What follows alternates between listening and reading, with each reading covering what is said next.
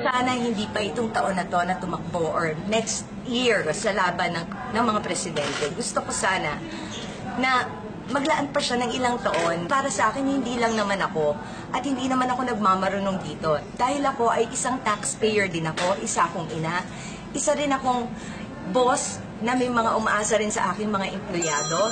So kailangan naman din isipin ko rin, pag-isipan ko ng mabuti ng ilang beses kung sino yung aking iboboto.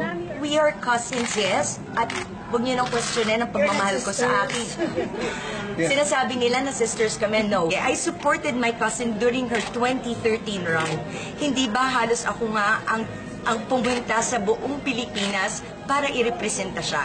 Kung hindi ako naniniwala sa kakayanan niya, bakit ko gagawin yon? Usapang presidente ngayon, sana naman respetuhin din nila ang aking opinion dahil buhay ito ng mga tao.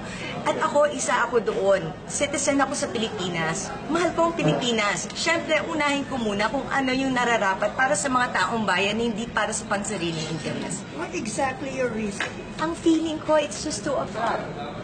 It's just too early. Kung hindi 2016, pwedeng 2022. As tulad ng sabi ko kanina, kung mas marunong nga na senator, na si Sergio's man, who's worked closely with my cousin, ang sinabi nga niya, she would make a fine president, just not right now. Masama ba yung aking sinabi na sana, huwag muna sa ngayon? Because it's just too soon for me. I'm not belittling Manang Reyes's capabilities. It's just that she would be a more effective president come 2022 and not 2016. Any message for Manang Inday na I'm sure she will misinterpret this? I don't think she would misinterpret this one.